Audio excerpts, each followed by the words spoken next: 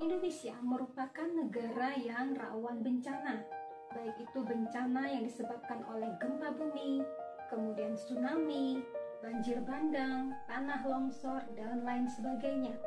Dan itu tentunya menimbulkan banyak korban jiwa.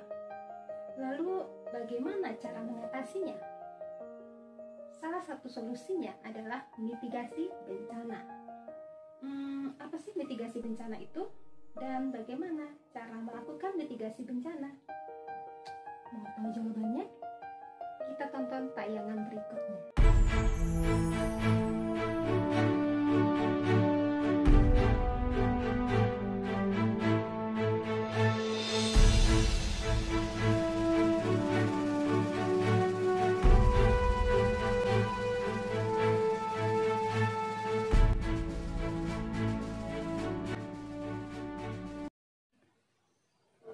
Assalamualaikum warahmatullahi wabarakatuh. Halo anak-anakku semua, bagaimana kabar kalian hari ini? Semoga kalian selalu dalam keadaan sehat walafiat. Ketemu lagi dengan Bu Nisa dalam mata pelajaran geografi. Untuk hari ini kita akan membahas materi tentang mitigasi bencana.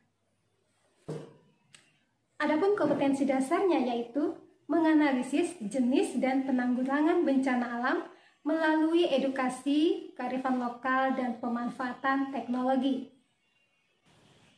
Nah, untuk tujuan pembelajarannya yaitu kalian mampu mengidentifikasi dan menganalisis jenis dan penanggulangan bencana alam melalui edukasi, kearifan lokal, dan pemanfaatan teknologi. Indonesia merupakan negara yang rawan terhadap bencana. Hal ini disebabkan karena beberapa kondisi yang melatar belakanginya, di antaranya kondisi geologis, kondisi geomorfologis, klimatologis, maupun kondisi sosial.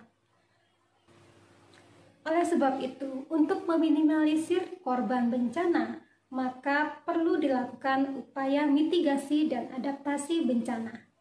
Berikut adalah contoh dari upaya mitigasi dan adaptasi bencana. Mari kita lihat tayangannya.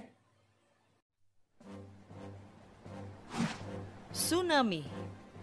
Kata tsunami berasal dari bahasa Jepang su yang berarti pelabuhan dan name yang berarti gelombang, sehingga secara umum diartikan sebagai gelombang atau ombak yang besar di pelabuhan.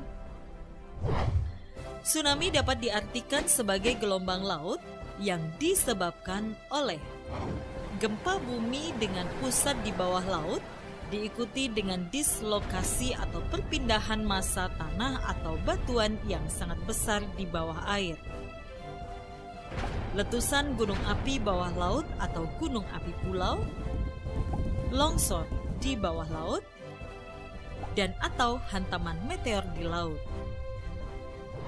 Tanda-tanda akan terjadinya tsunami adalah: pada umumnya, di Indonesia didahului dengan gempa bumi besar dan susut laut. Terdapat selang waktu antara waktu terjadinya gempa bumi sebagai sumber tsunami dengan waktu tiba tsunami di pantai. Di Indonesia, tsunami dapat terjadi dalam waktu kurang dari 40 menit setelah gempa bumi terjadi. Gelombang air laut datang secara mendadak dan berulang dengan energi yang sangat kuat.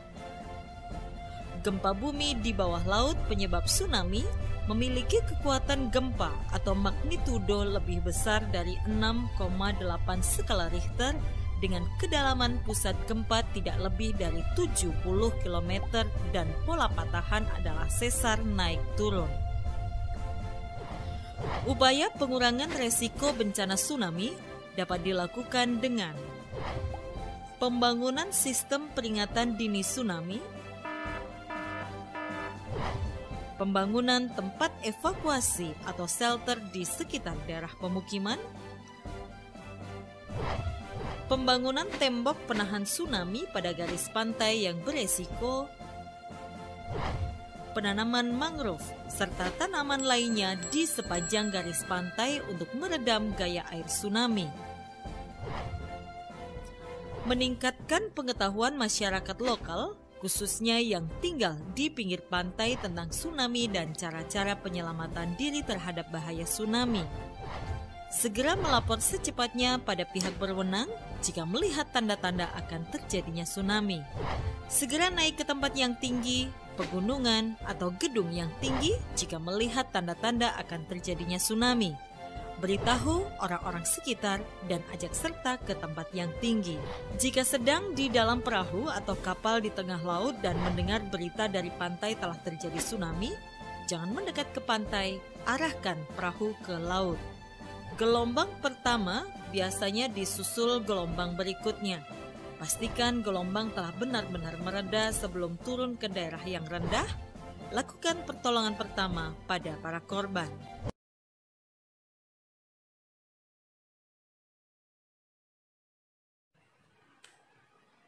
Tingginya potensi bencana di Indonesia sejak zaman dahulu memaksa nenek moyang kita untuk belajar melakukan mitigasi dan adaptasi bencana.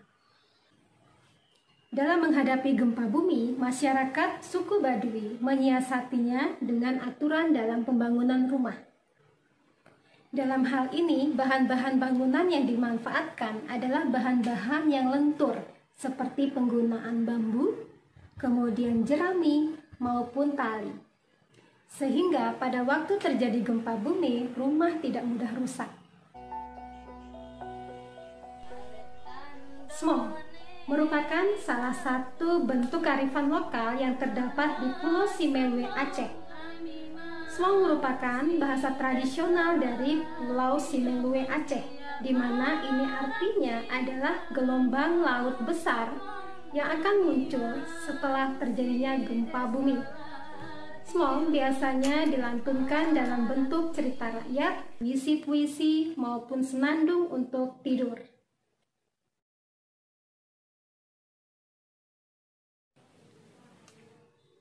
Kearifan lokal yang ada di Indonesia merupakan suatu kekayaan yang harus dilestarikan di era modern ini.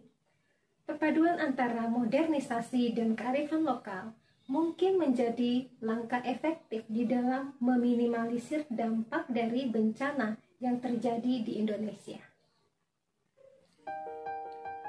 Demikian materi untuk hari ini, semoga bermanfaat dan menambah wawasan kita terkait dengan mitigasi bencana. Pesan dari Bu Guru, ingatlah selalu protokol kesehatan, pakai masker, mencuci tangan, jaga jarak, kurangi mobilitas, dan jangan lupa bahagia. Sekian, Assalamualaikum warahmatullahi wabarakatuh, dan sampai jumpa.